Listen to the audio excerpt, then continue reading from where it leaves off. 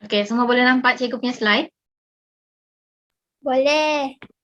Okey, jadi tadi cikgu sudah bagi satu situasi sebagai pembayang untuk kamu faham tentang apa yang kita akan belajar pada hari ini, iaitu tentang sukatan kecenderungan memusat bab 12. Jadi sebelum kita mula, kita mau tahu dulu apa sebenarnya sukatan kecenderungan memusat ni. Jadi sukatan kecenderungan memusat ni sebenarnya adalah satu nilai yang akan mewakili keseluruhan data kita. Jadi macam sekarang belum berapa jelas lagi kan? Jadi nanti kita akan pergi dengan lebih mendalam. Okey.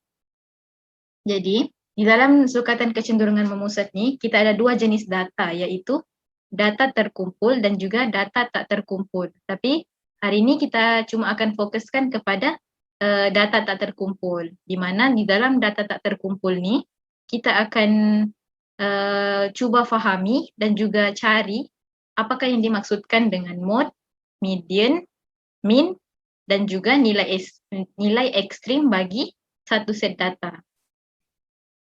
Okey. Jadi yang pertama adalah tentang mode. Jadi mode ni adalah kekerapan yang tertinggi. Maksudnya nilai ataupun nombor yang paling kerap muncul di dalam set data kita. Jadi seperti yang kamu tengok ni, kita ada satu set data, di mana dalam set data kita ada nombor 4, 6, 1, 3 dan juga 5. Jadi berdasarkan apa yang kamu nampak dalam set data ni, nombor apa yang paling kerap muncul di dalam set data ni? Ada siapa-siapa mau bagi respon? 6. Betul. Nombor 6, sebab nombor 6 ni muncul sebanyak 3 kali di dalam set data kita. Kalau nombor yang lain, kalau kamu tengok contoh nombor 5, yang warna biru muda ni, nombor 5 hanya muncul sebagai 2 kali. Nombor 4 pun 2 kali, nombor 3 pun 2 kali dan nombor 1 hanya 1 kali. Jadi maksudnya nombor 6 yang paling kerap muncul, jadi nombor 6 lah adalah mode bagi kita punya set data. Okey. Okey, kita tengok contoh set data yang kedua pula. Kita ambil contoh untuk haiwan. Kita ada kucing, ayam, arnab dan juga kambing. Okey, siapa boleh bagi tahu apa mode bagi set data kita ni? Kucing. Okey, kucing. Kita tengok betul ke tidak? Okey, betul kucing, sebab kucing muncul sebanyak 3 kali. Manakala yang lain ayam 2 kali, tapi arnab dan kambing hanya sekali. Jadi mode bagi set data kita ni adalah kucing, sebab kucing yang muncul yang paling banyak. Maksudnya kekerapan yang paling tinggi di dalam set data. Okay, so far okay, semua faham? Faham. Okay, bagus. Okay, jadi yang kedua adalah median. Median ni ialah titik pertengahan set data. Maksudnya nombor yang berada di tengah-tengah data. Jadi untuk median ni, untuk cari median, kita perlu consider dua situasi. Sama ada set data kita tu set data genap ataupun set data ganjil. Set data genap ni maksudnya data kita tu ada nilai yang genap. Maksudnya contoh kita ada 8 nilai dalam set data kita. Nombor 8 ni kan nombor genap, maksudnya kita panggil sebagai set data genap. Jadi untuk set data genap, untuk cari median kita perlu kira purata dua nilai di tengah-tengah data. Manakala kalau untuk set data ganjil, kita kira nilai di tengah-tengah data. Kita nak tengok sini ya. Cikgu fokuskan sini purata dua nilai untuk genap dan ganjil nilai untuk di tengah-tengah data. Jadi kita tengok apa yang dimaksudkan dengan purata dua nilai dan juga nilai. Okey. Yang pertama ialah untuk set data genap. Kenapa kita panggil dia set data genap? Sebab kita ada nilai yang genap dalam set data kita ni. Kita ada 1, 2, 3, 4, 5, 6, 7, 8. Kita ada 8 set data. Jadi kita panggil dia sebagai set data genap. Jadi untuk cari median bagi set data genap, kita perlu buat ada dua langkah. Langkah yang pertama, kita perlu susun data mengikut tertib yang menaik. Maksudnya kita susun data daripada yang nombor yang paling kecil ke nombor yang paling besar. Macam kita tengok dalam set data ni, nombor yang paling kecil adalah nombor 1. Jadi nombor yang paling besar nombor apa dalam set data kita ni? 5. Okay, betul, nombor 5. Jadi kita tengok ni, kita susun data kita daripada nombor 1 sehingga nombor 5. Jadi sudah kita susun data kita daripada yang kecil ke yang paling tinggi. Seterusnya kita akan tandakan data di tengah-tengah. Macam mana cara mudah untuk kita cari nilai yang di tengah-tengah ni? Kita boleh guna teknik penghapusan serentak, di mana kita akan hapuskan nombor kiri dan kanan secara serentak, satu per satu. Contohnya kita akan hapuskan 1 dan juga 5, kiri dan kanan serentak, seterusnya 1 dan 4, seterusnya 2 dan 4.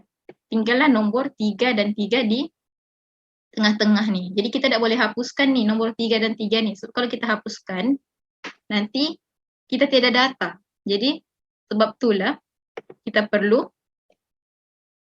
kita perlu kira purata untuk set data kita ni. Macam mana cara untuk kira purata tu? Kita tambahkan dua nilai ni, maksudnya 3 tambah 3 bahagi 2.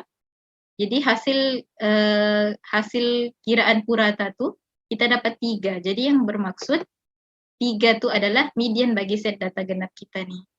Okay. So buat masa ni fahamkah? Paham. Okay, bagus. Okay. Seterusnya ialah set data ganjil. Tadi kita sudah tengok set data genap, sekarang tengok set data ganjil pula. Maksudnya nilai ganjil dalam data kita. Kita ada nilai yang ganjil. Okay. Langkahnya masih sama macam set data genap tadi. Langkah pertama kita perlu susun daripada nombor nilai yang paling kecil ke nilai yang paling besar. Iaitu tertib menaik. Yang kedua, kita perlu tandakan data di tengah-tengah. Guna juga cara yang tadi, teknik penghapusan tu. Kita hapuskan kiri dan kanan secara serentak. 1 dan 5, 1 dan 4, 2 dan 2. Dan akhirnya kita akan dapat nilai 2 di tengah-tengah. Jadi, memandangkan kita sudah dapat satu nilai, sama macam definisi sukatan kecenderungan memusat tadi, iaitu satu nilai yang akan mewakili data. Jadi, nilai 2 ni adalah median bagi set data kita ni. Okay. Jadi, tadi kita sudah belajar tentang mode, iaitu nilai yang paling kerap muncul, median, nilai yang di tengah-tengah, dan seterusnya adalah mean. Mean ni ialah nilai purata set data kita. Jadi, nilai purata ni kita boleh cari dengan menggunakan rumus ni, iaitu jumlah nilai data bahagi dengan bilangan data. Apa yang dimaksudkan dengan jumlah nilai data ni? Maksudnya hasil tambah bagi nilai data kita. Kita tengok contoh set data di sini. Maksudnya jumlah nilai data, kita akan tambah 2, tambah 1, tambah 4, tambah 1, tambah 2, tambah 2. Jadi hasil tambah ni adalah yang dimaksudkan dengan jumlah nilai data. Jadi bilangan data ni pula adalah berapa banyak nilai yang ada dalam data kita. Okay, contoh di set data ni kita ada 1, 2, 3, 4, 5, 6. Maksudnya nanti kita akan bahagikan dengan 6 untuk cari nilai purata. Kita tengok contoh dulu untuk supaya kamu lagi faham. Okay, ni kita ada set data. Kita ada 1, 2, 3, 4, 5, 6 dan 7 nilai dalam set data. Jadi cara untuk cari mean, macam tadi kita perlu rujuk rumus yang diberi ni. Jadi jumlah nilai data bahagikan dengan bilangan data. Mana jumlah nilai data, kita tambahkan semua ni nilai 5 tambah 12 tambah 8 tambah 6 tambah 4 tambah 5 tambah 2 bahagi dengan 7. Sebab kita ada 7 nilai di dalam 7 bilangan data untuk nilai data kita. Jadi kita kira kita akan dapat 45 bahagi 7. Okey, siapa boleh tolong kirakan 45 bahagi 7 ni dapat berapa? Ada siapa-siapa tahu? Boleh kira? 6. Kita tengok. Okey, betul. 45 bahagi 7 kita dapat 6. Maksudnya min untuk set data kita adalah 6. Senang Cak kan? Boleh kan? Boleh faham? Boleh. Okey. Okey, seterusnya ialah nilai ekstrim. Nilai ekstrim ni ialah nilai yang terlalu kecil ataupun terlalu besar dalam satu set data. Maksudnya nilai tu jauh berbeza dengan nilai-nilai yang lain dalam data kita. Okey, contoh kita tengok dalam set data ni. Siapa boleh teka apa nilai ekstrim bagi set data ni? 15. 15. Okay, kita tengok betul ke tidak. Betul, 15. Sebab nilai 15 ni kalau kita tengok memang jauh nilainya berbanding nilai-nilai yang lain. Jauh lebih besar. Jadi nilai ekstrim kita adalah 15. Okay, so fahamkah semua ni buat masa ni? Faham. Okay. Memandangkan semua faham, jadi kita tengok. Kita uji pemahaman kamu dengan menjawab soalan. Okay, soalan yang pertama, untuk cari mode bagi set data. Semua tahu kan ni, ikon-ikon ni, tentang apa ni? Yang kuning ni Snapchat, biru ni Facebook, ini Instagram, yang hitam ni ya, saya rasa semua tahu ni. Yang hitam ni apa ni?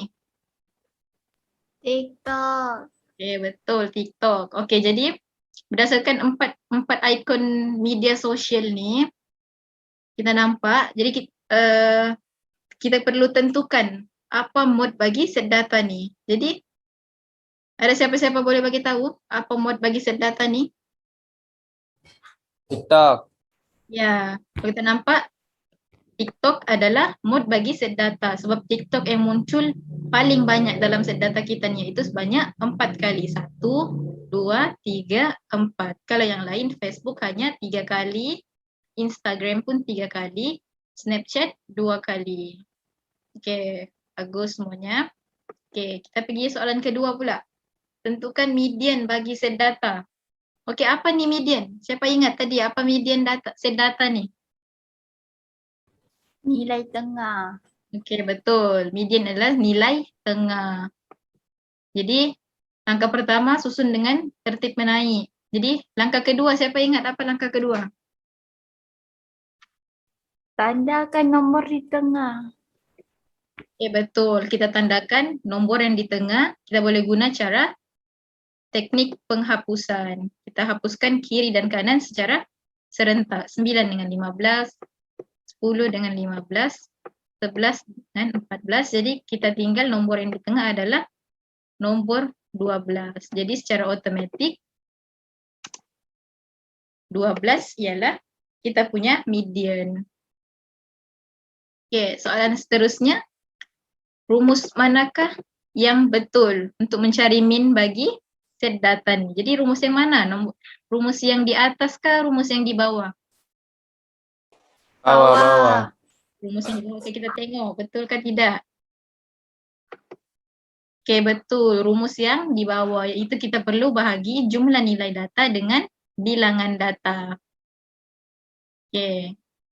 Okey, soalan yang terakhir, tentukan nilai ekstrim bagi set data berikut. Okey, Husna, boleh jawab Husna? Apa nilai ekstrim bagi set data ni? -5. -5. Kenapa kita pilih -5? Sebab nilainya lebih jauh. Ya, nilainya lebih jauh, iaitu lebih kecil. Sebab -5 lagi kecil berbanding nilai-nilai yang lain. So yang lain ni 7, 9, 10 jauh lagi besar berbanding -5. Jadi nilai ekstrim kita adalah -5 sebab dia kecil, lebih kecil berbanding yang lain. Okey, jadi inilah apa yang kita belajar pada hari ini, pada yang tadi, iaitu yang pertama adalah mode, nilai yang paling kerap, median ialah nilai yang di tengah-tengah, min adalah purata. Rumus yang diberi ni kamu kena ingat ya untuk cari min. Okay, seterusnya yang terakhir adalah nilai ekstrim, iaitu nilai yang terlalu kecil ataupun nilai yang terlalu besar. Okey. So, semua fahamkah apa yang kita belajar pada hari ini? Faham.